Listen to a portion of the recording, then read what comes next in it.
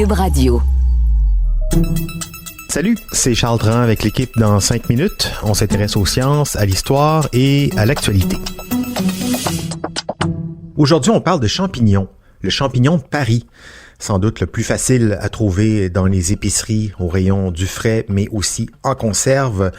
Le champignon de Paris. Pourquoi? Vient-il réellement de Paris? Voici Sophie Croteau.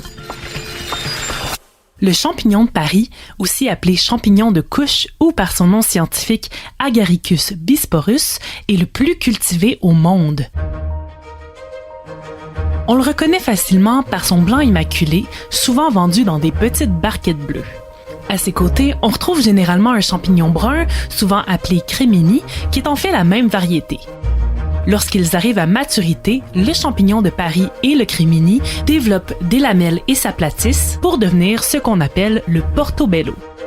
Ils poussent dans un compost, généralement composé de paille de blé et de fumier de cheval, mélangé à de la tourbe noire et du calcaire.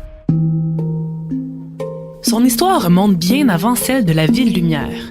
En effet, on trouve une représentation du champignon de couche sur la peinture murale d'un tombeau de Pharaon datant de 1450 avant Jésus-Christ, et on sait que les Romains en étaient aussi de grands amateurs.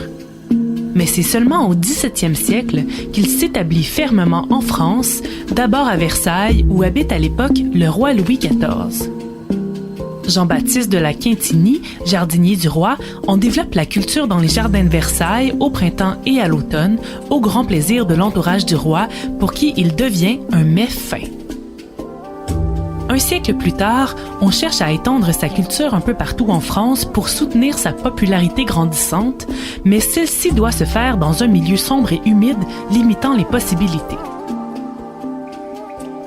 Les catacombes de Paris, qui étaient à la base une immense carrière de calcaire qu'on a transformée en cimetière souterrain pour vider les cimetières débordants de la ville, s'avèrent être un candidat parfait. Comme on a déjà arrêté l'extraction du calcaire et que les ossements sont majoritairement en place, la ville décide d'utiliser les milliers de tunnels souterrains pour la culture des champignons.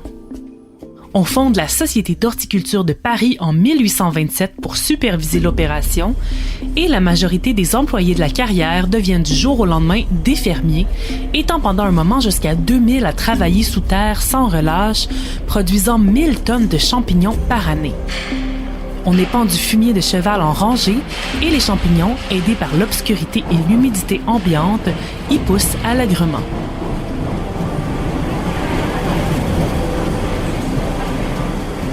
Mais à la fin du siècle, la ville de Paris décide de construire son premier système de métro, mettant brusquement fin à la culture des champignons.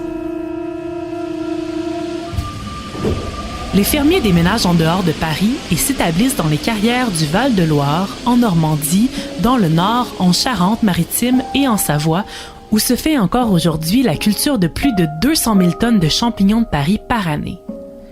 Les plus grands producteurs sont néanmoins les États-Unis, la Chine et les Pays-Bas, qui cultivent un total de 2,5 millions de tonnes de champignons par année mondialement. Au Canada, c'est l'Ontario qui est le principal producteur, bien qu'il soit cultivé un peu partout dans le pays.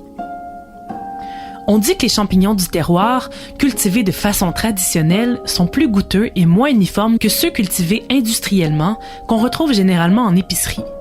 Malheureusement, l'appellation champignon de Paris n'a jamais été reconnue comme une appellation protégée, bien qu'elle soit le fruit d'un développement bien particulier par les Français. Des champignons qui pourraient être reconnus appellation d'origine contrôlée auraient dû sans doute être cultivés directement dans les catacombes de Paris, au pied des squelettes.